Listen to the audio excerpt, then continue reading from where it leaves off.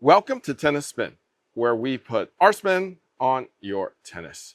Today, got my polyester expert here with me, Eric from Toroline. We're going to answer all questions related to poly strings. Stay tuned.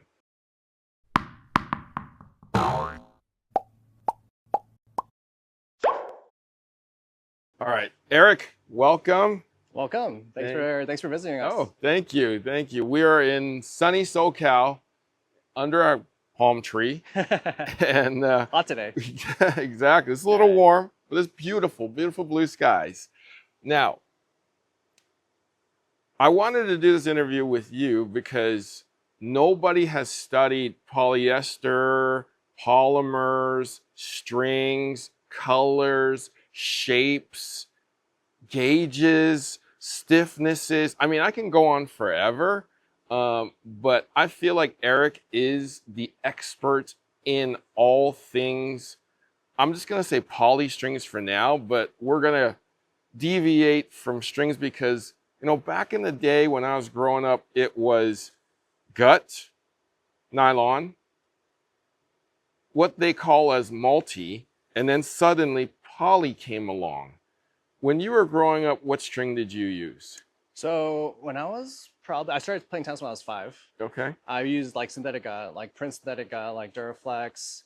And I would say around middle school or high school, I switched to polyester. I think polys came out, or at least like the really popular ones came out in the 90s. And I've used that basically more than half my life now. So all I really know, I think, is really polyester. And that's, you know, if you look at the Toroline lineup, all our strings are polyester. We have some new polymers that we're working with now. Right. But yeah, polyester is what I've been using for since all I can remember, and it's what I love. So let's say you were 12, 13, 14 when you switched over to poly? Yeah, around there. Yeah, it's been a minute. Wow. Yeah. What was your first poly? I was a huge anti-erotic fan. Okay. I had like the Pure Drive swirly extended version. I believe it was Pro Hurricane with Excel. They sold it actually as like a pre-pack. Yep. They had like the blue one too, which was awesome. And yeah, that's kind of like my first transition into polys. And I was in high school at that point. I think at some point, yeah, went to full bed poly just because I got used to it. And I think they started making some advancements in polyester back then. Not quite what it is like today, but Right. you know, definitely super playable. And yeah, I loved it. So it was very primitive back then, you know, because my first entree into poly was in 1995 at the Sybase Open in San Jose. Everybody was using gut back then until somebody brought me a reel of this white string that was unmarked. And I felt like it was like a 17 gauge, and it literally felt like weed whacker. So I was like, what the heck is this? You know, it was a painting to string. I mean, the guy actually, because I asked him so many questions, he actually gave it to me. And I still have the reel at home today. Nice. So we can probbe test that another day. Yeah, we should test it, yeah. Now, I'll wear my arm brace first. It was actually kind of soft. It was actually kind of soft. Nice. So because you were so young, what did you string your rackets with? Like, how tight did you string it? I was always around like, I would say mid 50s, which is probably pretty high back then. Yeah. Just because like I would say most polyesters back then were stiffer than they are today. Or there's like more options out today where you can get softer polyester strings. But I think because I was coming from like synthetic gut and I was so used to stringing around like 60 pounds, that like 55 felt like a decent drop. But nowadays I'm like, I would say high 40s. Right. Like I string around like, depending on the weather conditions, or the racket I'm using, I'm always switching rackets. I'm like around like 48 to 50 pounds. But yeah, I don't really deviate too much from that nowadays, unless it's like a polymer that's like a lot more elastic, like truffle. Then like that one you have to go, I think for me, like I'm more comfortable around like 54, 55 with the pre-stretch. Right. But yeah, I'm like pretty low nowadays, I would say. Now, and you had no arm problems? I've had issues with my wrists back then, yeah, okay, for sure. For sure. sure. I've had like wrist, I've had like shoulder issues.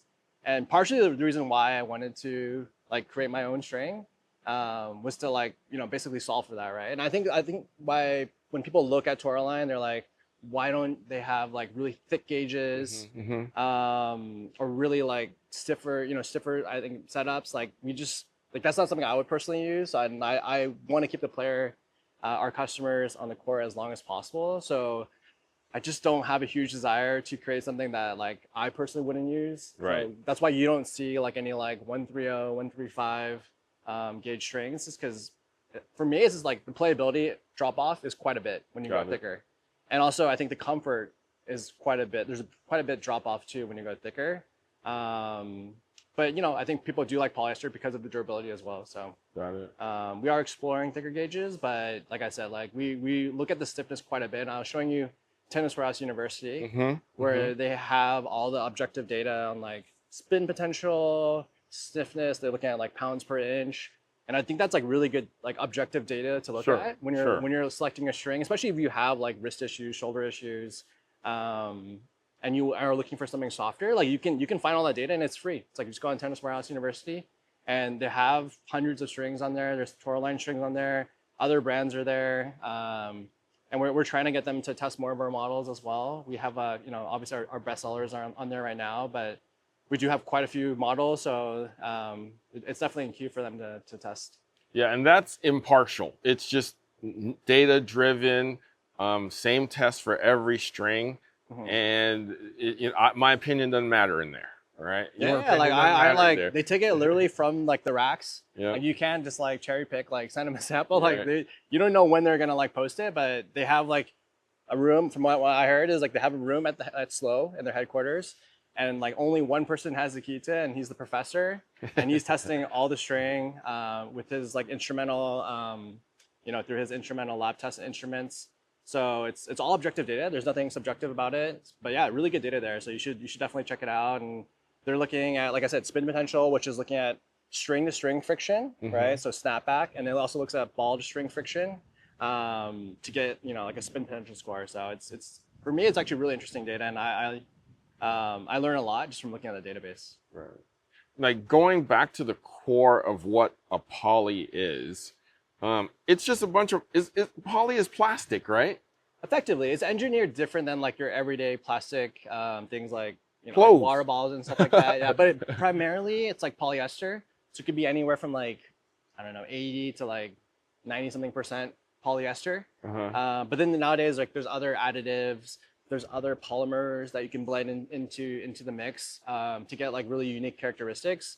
So it's not always, I would say apples. And my comparison is like steak. Like if you look at steak, like there's, like you go to a grocery store, you can get a steak, like a ribeye, but you can also go to like Japan and you can get like an A5 Wagyu. Right. And it's quite different, right? Like there's different like flavor profiles. I think it's the same thing with strings. Like there's different grades of PET. Like you can get lower grade, higher grade. And you can, like I said, there's different like heat settings that you can apply when you're extruding it that can really change the characteristics of the string. Got it. So a lot of variables. Just in case you didn't know, strings are a bunch of pellets, like BB pellets, that you put into like a meat grinder, and it gets melted down and extruded out into strings, into dies. So if you want it like round, you want it shaped, you want it square, it gets heated and then extruded into strings. Now, what Eric's describing is the quality of those pellets mixed with other additives or other polymers is what gives the string its playability, elasticity, and durability. Am I correct? Yeah. You can, like I said, you can extrude thicker string to get like more durable one or more stiff one. The additives like can change the slickness. Like I don't know if you strung with some Toroline string. I think the first noticeable thing from at least from stringers is that how slick it is, right? Especially when you weave it, and that slickness translates to more snapback, which translates to more spin potential. The shape I think is really important. Like if you want a lower launch angle, typically you go with like a rounder string or like a maybe octagonal string. So if you get like a more aggressive shape, like a hexagonal or pentagonal, like you'll get a higher launch angle. Like you said, the colors, like it plays a big role in terms of how the strings play, and we're constantly like refining the string if we're changing the color, because if you just change the color and you don't change anything else, it's gonna play quite different. Oh, Yeah, quite different. okay. Like it could be firmer. Like I would say darker strings like black or carbon colored strings play firmer than like the neon colors. Oh, okay. And then like Otoro, like the pellet is like naturally like a white color, and there's not much like color dye additive to it. So it plays different in that sense because it'll just play firmer because there's not much color dye in it. So yeah, I would say colors play like a big role. And I think for us, like I think Toroline, like or at least customers, like they like Toroline and they gravitate towards it because we have so many color options. Right. But a lot of my time is just like spending time play testing different colors of certain models that do well for us. So when you change a color of a string, you have to change the additives to make it so it plays? It could be like the heat setting. Okay. There's a lot of variables. It could be, yeah, like maybe the ratio. Sometimes like the color, like you put the color palettes in, like it doesn't come out the way that you like it, right? So I don't know. There's a lot of tweaks and changes that we're making along the way to really achieve what we're trying to achieve. Now, the various shapes. A round string, you're telling me, plays softer. Is that right? Less crisp, yeah. Okay. I would say like the static stiffness could be similar to like a shape string, but because shape strings like has more ball grab, there's just like a sensation of being more crisp on impact. Like versus like round strings, like there's just less friction, right? Because it's so smooth between the mains and crosses that naturally it just feels more pure and softer, right? Just because it has less friction. And I think that's why some people like the round strings, but I think, yeah, like I also know like a lot of people that like the shape strings because it has so much ball grab and it has that like addictive bite that you're looking for, especially if you're trying to shape the ball or get a higher launch angle. Do shapes equate to firmness of the string, like the stiffer string? No, like I would say maybe just the sensation, right? Because you're creating like basically friction, right? Between your like mains and cross. But like we have Otoro in different shapes that are same exact formula. Like we didn't change the formula. We're just like, here's the hexagonal version, which is Otoro, and then we have Snap, right? Otoro Snap, which is just a round version of it, but same exact formula. But for you, I don't know if you feel a difference between like regular Otoro and Otoro Snap, like which one's softer, which one's firmer, and which one's more crisp. I liked Otoro more than Snap. Snap, yeah. for some reason, felt deader to me. Deader? Okay. Did that make sense? It depends. Like I think there's like also the feel component. That like, you know, that's hard to measure like in a lab, right? Like if you look at Tennis Ross University, there's no feel like measurement. It's just like some people, and I would say like some strings pair with certain rackets differently, right? So it's also like it could depend on the racket that you're using, that maybe Snap doesn't work as well as regular Otoro. I take that back, guys. Sorry. I'm thinking about spin. I love Snap. So Snap is the softer one, and I do love it. It's softer. Yeah, it's softer. It feels softer. Yeah. I'm thinking about spin. The spin one feels firmer to me. Yeah, because it's more aggressive. The shape. Yes. So the more, I would say, like, the more aggressive the shape, the more crisp it's gonna feel. Right. And some people like that. Some people don't like that. But you also get a higher launch angle. So some people want more shape or more net clearance. Right. Then they may gravitate towards like a more shape string. Got it. But yeah, Otoro Snap, it sells really well for us.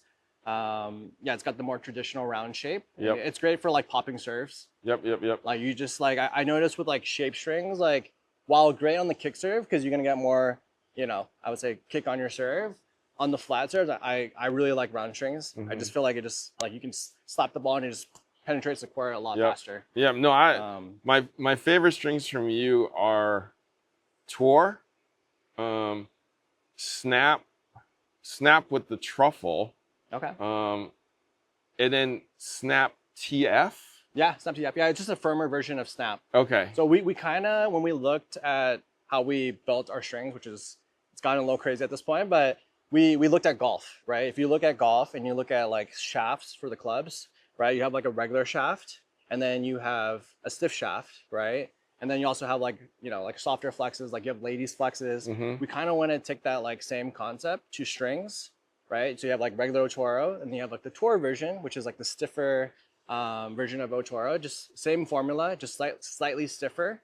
about 15 to 20% stiffer. And what that does is you get more control, you get more durability, but with that stiffness, you get less comfort, right? But some people like, if they go low tension, that kind of like offsets the stiffness, right? So then if you're like stringing like 42 pounds, like maybe Otoro doesn't work as well as Otoro Tour at 42 pounds. Right. And like virtually like, if you're like looking at like maybe Otoro at like 50, it could feel like kind of similar, right? Because you're stringing like the tension can play a large role in terms of like how it feels on impact and the stiffness. Exactly. Okay. So. I guess so. I felt like Snap itself and Snap with the truffle. Yeah. And my testing is always at 52 pounds. I did the Snap at 52. I did the Snap with the truffle, and I did your truffle at 55 because that's what you recommended. Yeah. So 52, 55. And which one do you like the best? I actually like the truffle with the Snap off the machine. Yeah, it felt great. There was no break-in period off the machine. Yeah. Perfect. Yeah.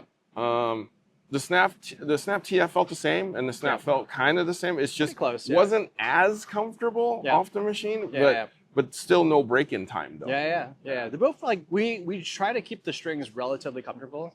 Like I said, like I have a pretty like sensitive wrist, so if I'm like starting to feel it, like I don't want the customers to feel that, right? So we try to prioritize playability over durability. Right. Like if you want a really durable string, there's a lot of strings on the market that kind of meet that need.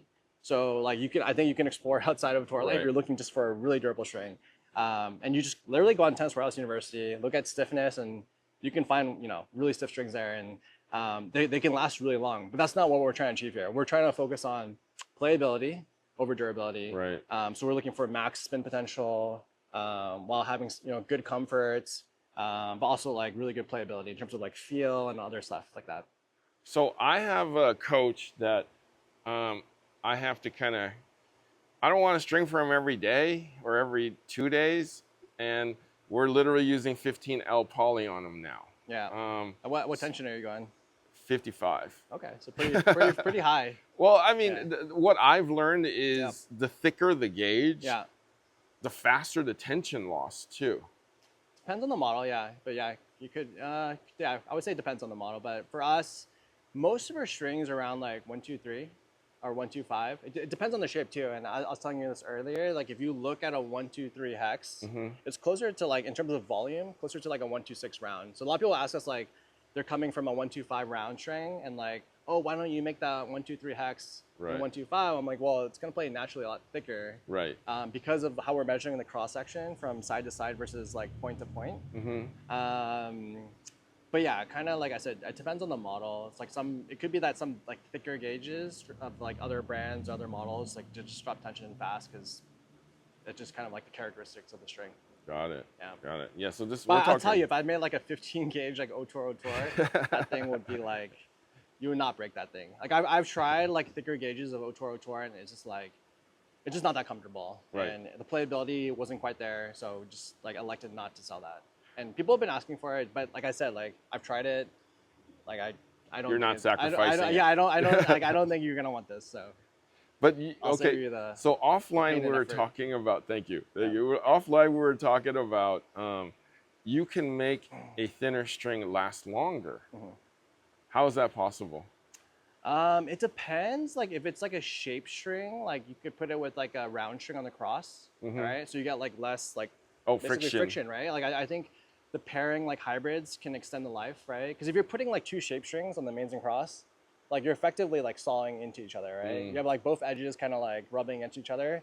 So yeah, you can make like a thinner gauge, like for example, Otoro 120. You can pair it with like Otoro Snap, right? And then you can basically reduce the surface area friction, increase the snapback, increase the spin. So there are ways to do that, but I would say like that's my recommendation if you're looking to extend the life of the string. Like try not to pair like two really aggressively shaped strings on the mains and cross. Okay, now you are also the expert at blending two types of strings. I mean, I feel like people have done it before you came, but you are now like the spokesperson of it. You love doing this. I don't know about that, the best but combinations. like if you look on like the Pro Tour, there's actually a lot of players that use copoly hybrids. Okay. And back in the day, like if you look at like some of greatest players of all time, like they were doing like natural gut Of course. and poly, which is like two different strings. Right. I think there's like a modern day take on that, which is like using two different polyester strings or polymer strings to achieve like a similar effect, but still get the spin potential, right? Because naturally, like poly strings have a lot of spin, and the game today is like people playing super heavy balls. They want to hit heavier. They want more control because I think in my mind, like where you have more control, you have more power, right? Right. Like it's not like I think like gut is like great for like a lot of power, but my take on gut is actually it's really hard to play with in a match. Like if I'm like slightly nervous, like it just it's like you can really spray the ball with gut, and it feels great if you're like casually just like hitting down the middle. It's comfortable, but like in a match, man, like gut is like low key very hard to play with. Okay. And I like that's not my take. Like if you talk to Stevie, like he used gut and Oh yeah, poly I remember. back in the day. I remember. And he even said himself like he couldn't like there's one brand of rackets that he could use gut on the mains, but there's another brand of rackets like he couldn't because it was just so lively, and like he couldn't contain the ball. And Right. like he was like, but he was I think the trade-off for him was like there was points of it where like the play was so good that like he was okay spraying a couple balls that he kind of just accepted it. But yeah, like for me, like it's hard for me to play with natural gut, and I think that's like why we wanted to make something like gut, but have some like polyester characteristics, which is truffle, Right. because it is like really elastic, similar to natural gut, but it also has like that coating and characteristics of polyester where there's still like good control, right? Because it's not like that like a lot like crazy elastic, but still like I think there's like some like overlapping characteristics between gut and then polyester. Okay, so on the subject of Stevie and truffle, you've made a string called Stevie, and it has Otor on the main and truffle on the cross. Because Stevie used to use gut in either main or cross, you had to use that component in it. Now, you told me that truffle is not polyester. Yep. What is it made of? It's a new polymer. So there's actually, if you look on the market, there's actually hundreds of polymers out there, right? Not all of them have like commercial use for tennis, right? But there's definitely other polyesters out there that maybe you don't use fully, but you can blend with polyester to create basically very unique characteristics that we haven't seen in polyester, right? So characteristics similar to like multi-filaments, natural gut, and I think the main characteristic that we were trying to achieve from truffle axe was elasticity, right? And if you can't really appreciate it unless you're like the stringer, and if you strung with truffle, when you tension it, I mean, it pulls way further back than polyester. It'll just like keep going back. If you use a crank, there's actually people that tell me they can't use their crank machine with truffle because like there's not enough like space for the crank. You got to to go. double crank it. You got to reel it back and then do it again. So, I think with us, like I tried a ton of multi-filament prototypes, and I just there's nothing I could really play with, and I wanted to sell something to people that are looking for something more comfortable than like even the softer polyesters out there.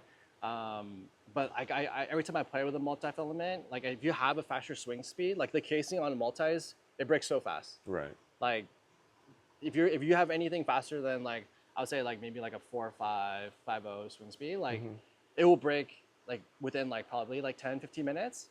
And then the playability just drops off quite a bit, I think, with multi-filaments once the casing breaks, because then it starts fraying. Right. And then it already doesn't have that much snapback as is. And then once the casing breaks, you basically lose a lot of snapback, right? Got it.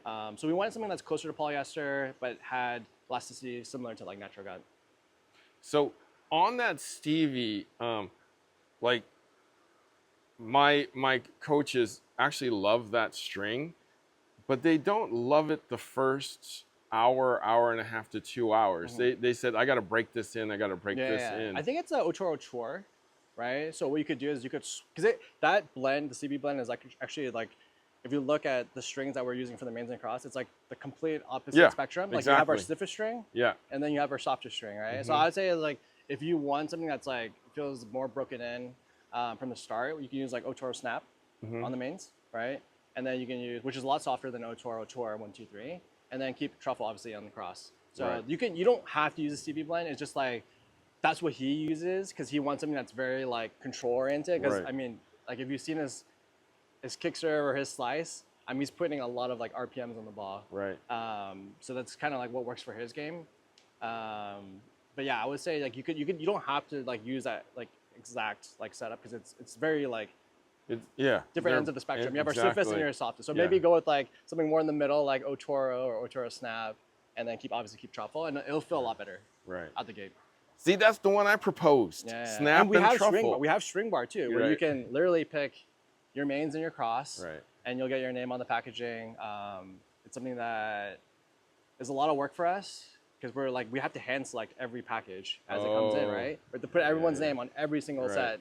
Like if you ordered 5 sets of, Harry's blend of like snapper and truffle, we're gonna have to like go into our snap and truffle, and truffle, not snapper, snap and truffle. We gotta like literally hand select everything, put the like hand put the your name on every package. So it's very labor intensive. Let's put it that way. There's no really way to automate that. But that's the string that like when we've tested it, like immediately off the stringer, perfect. Snap and truffle was great. Even when I truffle snapped it, it was great. So immediate gratification on that combination. Love that. I love that. Now, if let's say snap and truffle, we go together like that. How long does it actually hold tension for? So do you do a pre-stretch? I would say I would say like truffle, at least do like a 10% pre-stretch, if not more. Like if you're going lower tension, then you just got to do a higher pre-stretch. Like just as an example, if you're stringing truffle at like 42 pounds, 44 pounds, instead of doing 10% pre-stretch, you might have to do like a 20% pre-stretch. Okay. Right? But if you're going like 55 pounds, then you can do like a 10% pre-stretch and you're golden. But if you don't do the pre-stretch, what happens is that as you're playing, truffle will start stretching every time you hit the ball, right? And that translates to tension loss, right? And it's similar to like natural gut. Like I think most pros that use natural gut are pre-stretching it. Yes. It's very rare you'll see like a pro just be like, put that 42 pounds in my racket with no pre-stretch. Right. Because it'll just play crazy lively. And same thing, like even though they switch rackets every like, whatever, seven game changes or whatever it is, or 15 minutes about, it'll still lose a lot of tension in that 15 minutes because their swing speeds are so fast. As soon as they hit the ball, like it'll just start stretching. So I would say, anywhere from like a 10, 20% pre-stretch, depending on how tight you're stringing the racket, will definitely help the tension maintenance. Is it the most durable string on the market? No, it's not, but it's also like a very comfortable string, right? Sure. So there's gonna be a trade-off in terms of, do you want to maximize comfort or do you want to maximize durability? Right. So true tension on that combo would be how long? It depends on the player too. And like the racket. Let's say weekend warrior. Oh yeah, weekend warrior. I would say, for me, like I'm a 5'0", I could probably play 8 to 10 hours. Okay, so 8 to 10 hours of true tension. Yeah. But like that's not bad. I'm trying to maximize playability. Okay. I also have, I might get a discount on the string, so there's also that element. But I would say, you can get like 8 to 10 hours. Can I play with it longer? Yes. But why I enjoy it as much as like the first 8 hours? Definitely not. Okay. Right? So it kind of like there's a trade-off in terms of like, if you're budget conscious, then maybe you'll play till it breaks. But I've never like really kind of played till it breaks. Right. Just because I like to swap. I like to play with fresh strings. And also have my own string machine, so there's also that element. But I would say like solid like 8 to 12 hours you could probably swing it. So in general, do polys last about 8 hours of like true good depending on your play? level and swing speed? I would say, I would like if you're like at the 4.5 to 5.0 range, like I would say 8 to 12 hours is a good baseline. But I have friends that like break polys in like 4 hours. Right. 3 That's hours, perfect. 2 hours. That's perfect. Yeah. So it kind of just depends on your swing speed. Also, like if you're playing with a really open string pattern, like a 16-18, like a thicker beam racket, like it's just naturally just gonna break a lot faster than if you play with like an 18-20. Sure. Right. So depends on the racket too. But I would say you should get about 8 to 12 hours. And also like, don't let the racket sit too long. Okay. Like if you let the racket sit for like a year, like it's done. It's done. Like, and it's just like, even if you didn't play with it, it's like, there's like, it's basically, I would say restring it. And don't leave it in the car. But that's why we also designed this thermal sleeve right here. Those things help? Yeah, like it's basically like a cooler for your racket, right? Oh, so it keeps it at moderate temperatures. So we basically like thermal lined it. But yeah, I would say like yeah, just don't put it in the car because you'll definitely what happens is like the string will expand, and then once it goes back to normal temperatures, it'll cool, and then you'll lose a lot of tension. So I would say probably restring every like 3 to 4 months. Right. If that if you're not playing that much, but naturally if you're playing a lot, it's gonna break. So tension. as a former collegiate player, I don't know if you played pro, but my guess No, is okay. definitely This is as a 5-0 player and former collegiate player. Yeah. Is it really crazy that pros will give me 5 rackets every morning at 8 o'clock to restring, whether it was played with or not? We're talking 24 hours. Yeah, I mean at the challenge level, you may not see that as much, just because it's there's a budgeting aspect of it. But at the pro level, I mean, it comes down to inches, if not like centimeters. So if they're slightly off, and some of it's just mental, right? Yeah. For sure, it's mental. Some of it just could be mental, but overnight, like the string will drop tension, right? Oh, for sure. Yeah. So like I heard, like Zverev is like he's stringing like during the match. Oh yeah. He has rackets like on call. Yep. And like as soon as like the ball change is happening, like they're starting like a fresh racket to make sure it's ready for the next ball change. And he's probably like signaling like if he wants to increase tension based on how he's feeling or based on how the weather's trending. But I would say, when you're playing for money and your livelihood, I think it's just like investment, right? To some extent. Right. But if you're like playing like you're a weekend warrior, I don't know if it makes sense to restring every morning, but everyone has their preferences. So. Okay. So it's not totally mental. You're telling me. Not totally mental. I think like if you're string fresh, yeah, like Zverev, like that's like it's gonna naturally feel tighter. Okay, right? That's for real. Versus like if he strung it the night before, right? Like it's gonna play quite different in my mind, right? At his level, right?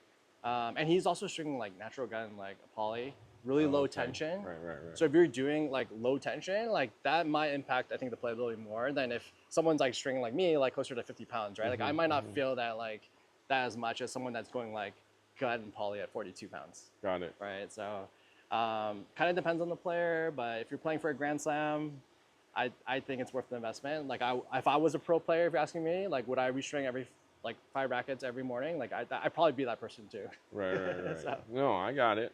So we talked about tension, gauges, shapes, color. Is there anything in your research for making your line of strings that we may not know? We have a lot of strings, but I will say, like always, be open to hybrids. Right? There's like if you like, I don't even know what the actual like combination count could be for hybrids, but you can really fine tune a setup with a hybrid. I would say, and you can definitely go down a rabbit hole. I think when you're experimenting with hybrids, because like you said, you can flip the mains, you can flip the cross.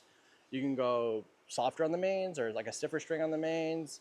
But if you're like just trying to like fine tune like either the launch or the amount of pop that you're getting, the flex obviously, and like the rackets are always changing. Like if you look at like new updates to certain rackets, like they're not gonna feel 100% like they did in the last version, right? Sometimes like they change the factories that the rackets are made or they're changing the layup. The string distances. So I would say like you might have to change your string while like new models are coming out, because there's always like I'm always looking for that perfect pairing, So I'm always experimenting and tinkering, but obviously like you don't want to change too much. Then it's like it can get mental for you. Exactly. Also expensive. I've seen that. But yeah, I would say like hybrids are probably like the most underrated thing in tennis, like equipment.